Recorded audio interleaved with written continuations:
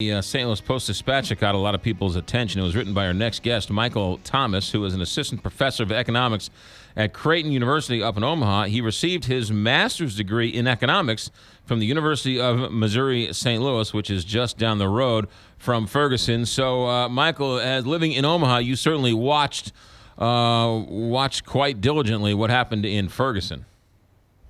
I did, and thanks for having me this morning. You got it. What are your condense your op-ed for us? Well, so what I'm interested in, from my perspective, there are a lot of things going on in Ferguson, but I'm interested in how do we get to social coordination, cooperation, how do we get a community and go forward and build up? And what I isolate here is just self-ownership. There are a lot of people that look at what's going on, property destruction, violence, but the thing that I think is the critical building block is self-ownership. When you say self-ownership, what are you talking about specifically? Because you made a point about the fact that many of the Ferguson police officers don't live in the community. Right. So I think that when you're going to police a community, you have to have some knowledge of what's going on in the community. The way Nobel laureate from 2009, Eleanor Ostrom, looks at this is cooperation is everywhere. People work together in families, they work together in communities, they run small businesses. When they feel like they have individual freedom and autonomy, cooperation just starts to grow. When I see police living outside the community they're policing, I see them coming in, not having that knowledge base, not seeing where the cooperation is, so they can't reinforce it. And in fact, there are a lot of areas where police are sort of antagonistic to the cooperation that's already going on in the community. All right, Michael. So you write in this, Ferguson is clearly broken, and I'm reading from your op-ed piece. An average of 3 warrants are issued per Ferguson household by the police department each year. There's evidence of an adversarial relationship between the police and residents. 24% of the African Americans have been convicted of a felony, which disqualifies them from voting. Even those that are allowed to vote turn out in 12% for elections. Now, whose fault is that? Whose fault is that they have these felonies? Whose fault is it that they don't go vote? It doesn't matter where the police officer lives if you're not voting and you're being arrested. Yeah, I agree. So there's something really going on here that's where citizens don't feel like they have a membership in community for reasons of their history, for what else is going on. What I really want to do is drive forward and build on cooperation where it exists. So we need to get community members that are involved in PTA, community members that are on the school board, community members out to vote. Where that's happening, I would see growing that cooperation rather than just focusing on where the cooperation doesn't exist. One of the things that drove me insane was when they would say 6 of the 7 aldermen are white. Well, so we're only supposed to vote for the color of the person's skin? And again, if you're not going to go and vote, we talk to teachers in Ferguson when they have teacher-parent conferences. They're predominantly African-American students.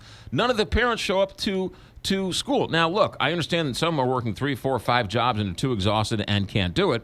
I understand that. But at some point, you talk about the responsibility of the people in Ferguson. They have accredited schools.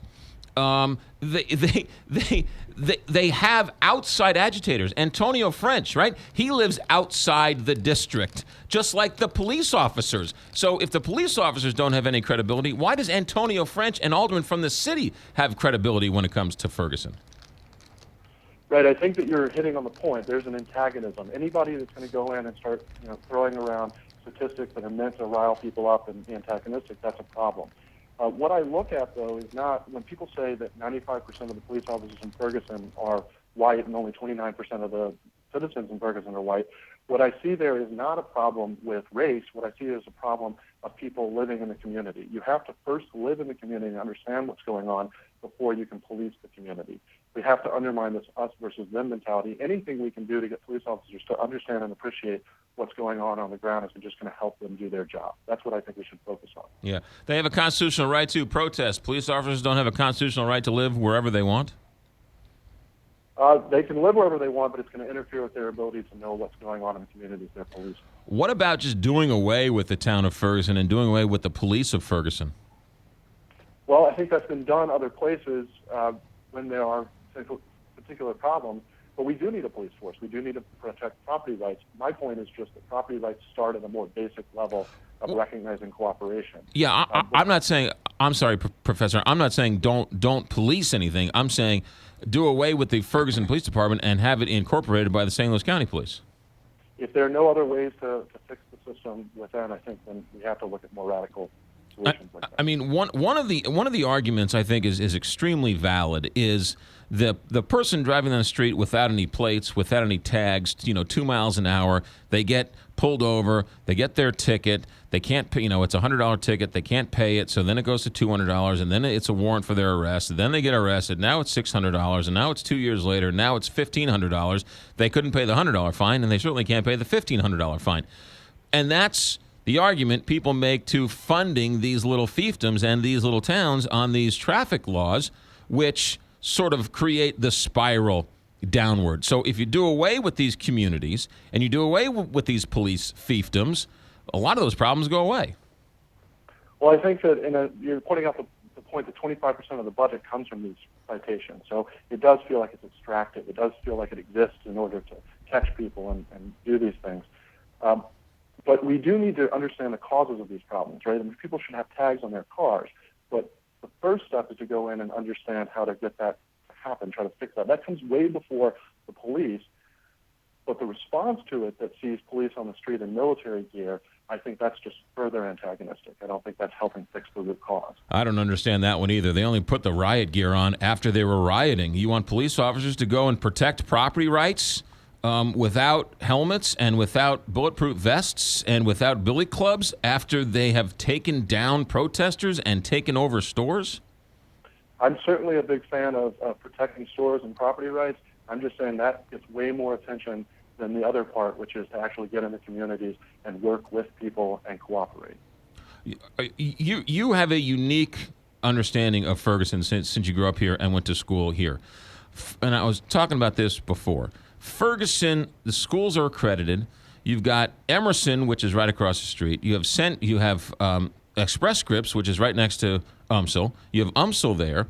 You have Centene announcing that they're going to put a new call center there because of what happened. This isn't like Crenshaw back in the 80s. Ferguson has the resources, and yeah, they might have a lot of white cops walking around, but it isn't like there is no chance for these kids to go to school, do the work, and then find some type of way up and way out in Ferguson.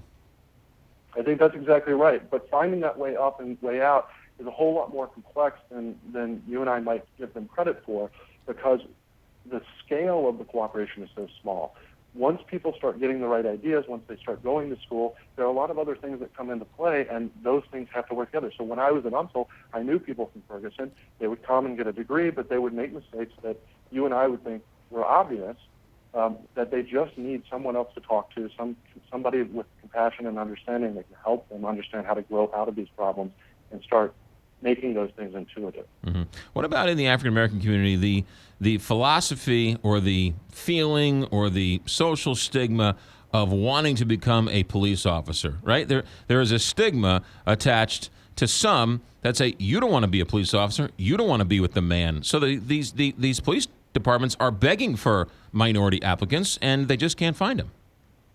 Yeah, I think the way that you fix that is to figure out some way that our police can go into the community in another capacity other than one that's antagonistic. And that's, maybe it's not living in the community, maybe it is. But we need police officers that actually know what people are doing, what's a success, what aspirations the community members have, and try to interpret that and reinforce that. When police officers' first interaction with a person on the street is to yell at them and try to intimidate them in order to gain control of the situation, that's just antagonistic. It's the opposite of cooperation. Do you have any evidence of Ferguson not reaching out and not being that sort of friendly hand? Well, I know they do this. I know that this is an explicit thing that they try to do. What I'm saying is that on that, it's just not enough. Yeah. No easy answers. Michael Thomas, is there a community in Omaha that is similar to Ferguson, and could something like Ferguson happen in Omaha? We do have a community in Omaha, in North Omaha, and I'm new to the city. I've been here just the last 3 months, but I'm already starting to try to figure out ways that we can do that here. I'd love to grow community and reach out and cooperate. There are programs that Creighton has in order to invite people that are first-generation college students and help them fill out applications. I think that's one step in the right direction.